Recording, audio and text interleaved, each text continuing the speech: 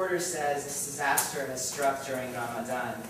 Some of the hardest hit areas are Muslim.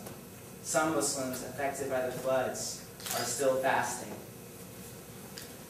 Forgetfulness is not just about not being able to remember where you parked your car.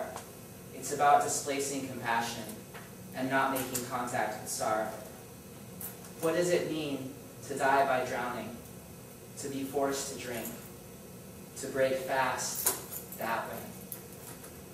I'm looking all over my apartment for my keys, something to unlock this grief. I'm frantically searching and retracing my steps, and I start shouting because I need my keys. I'm not at all thinking about the refugees and the water that keeps rising. Throughout the day, I hear no one say Pakistan. I go to the store and the cashier says, paper or plastic? Throughout the day, words float into my ears: passive, aggressive, parade, patriotic, painkiller, paycheck, pastor, paranoid, patriarchal, pastry, but no Pakistan. And the water keeps rising. I don't think about the more than 10 million people displaced or the thousands already dead. I do my work. I do my best not to think of my father, or how we'll probably never speak again, or how he's getting old, or how the bombings funded by this country drew us together and blew us apart, or how foreign policy is not about an abstract concept, but about the people I love, and the water keeps rising. Or if how one domino falls, many that follow collapse, or how this is how history functions, or for me, how bombings and natural disasters are never natural. I do my best not to think of any of this, and the water keeps rising.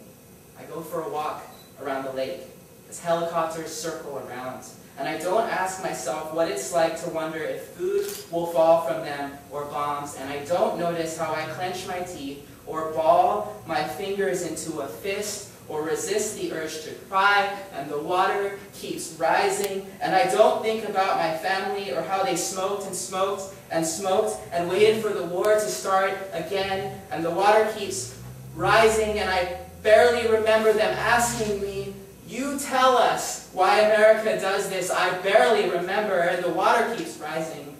I stop for a minute to appreciate the width of a pelican's wingspan, and the water keeps rising.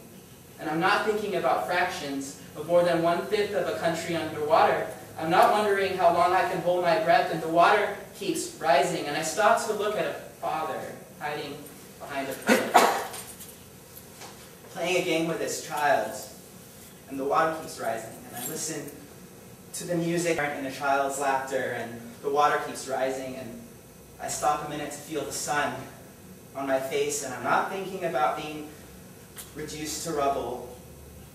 I'm not thinking about homes collapsed, and the water keeps rising. And I stop to say hello to a friend. When she asks me how I've been, I say, "Oh, you know, up and down." And I don't think of dreams being structures of how they can collapse also on top of you, and the water keeps rising. I do not think of the fog in the eyes of the people who pass me, of numbness in 90-degree weather. I stop to look at a pigeon who is sleeping on the sidewalk. Someone passes by them and says, "I hate those fucking birds," and I do not shout, "I love them. They are doves with attitudes," or how I often love the misunderstood, and the water keeps rising. And I don't think about the interviewed fellow from the Special Operations University, or how he said, "Pakistanis are worth saving because it will help us fight the war on terror." Or the fellow who said, "Marines who come are called angels of mercy." Things are still the same as they were yesterday. I stop at the light and wait to cross, and I am not feeling sick, not at all. I'm not listening to the man standing next to me talk to a younger man and say, "You have to appreciate each moment because you don't know when everything will be lost." I'm not at all paying attention as the water keeps rising.